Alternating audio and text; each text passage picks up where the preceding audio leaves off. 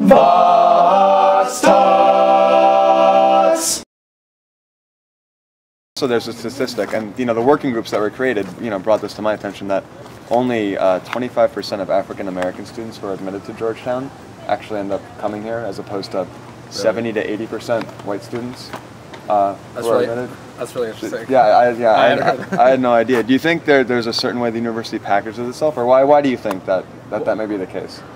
I have no idea. I think it's more about how the university is perceived than how the university packages itself. I'm an international student, and I came in and I was very welcomed, and I didn't feel like there was a difference between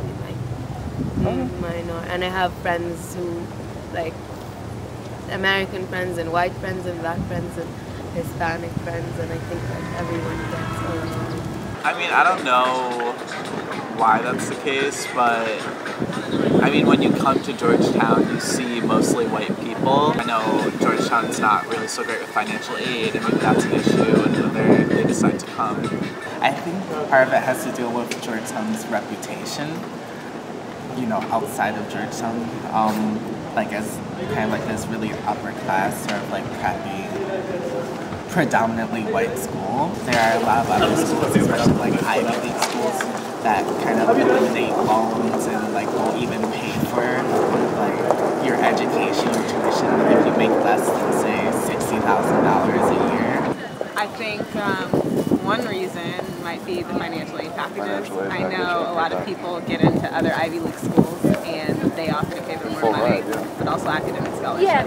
And the fact that diversity is kind of low.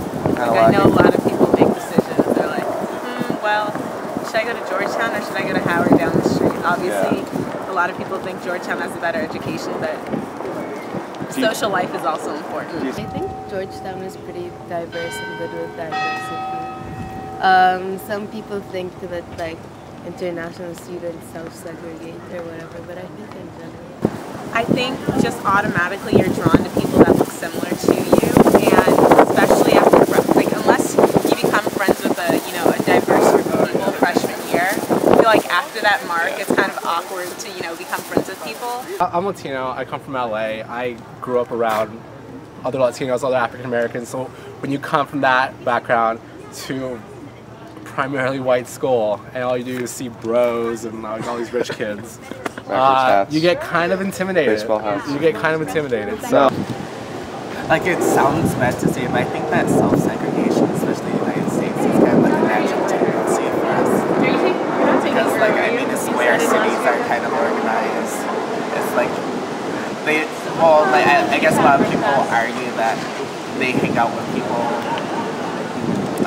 that share common interests and whatnot, and I feel inevitably those people tend to be of the same race sometimes. I mean, it's an issue, but I'm not sure if it's something that people feel more comfortable with. It's hard to really change people's perceptions of who they want to hang out with. So this week there was a town hall meeting to address the work that some diversity groups on campus have been doing over the summer.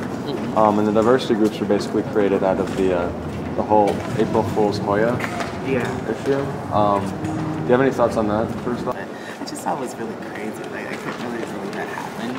And a lot of my friends were really involved with the protesting or whatever it was. And so I know, I got the feeling that there was a lot of anti-Hoya resentment. I was disappointed. I think that's the biggest word, because for Georgetown students that claim and are to be such intelligent people, I don't understand why anyone could kind of just, ignore everything that they know and ignore everything in terms of how people would react towards things and publish something like that and then claim it to be just a joke. And I think it wasn't only racial, it was religious. I'm glad a lot of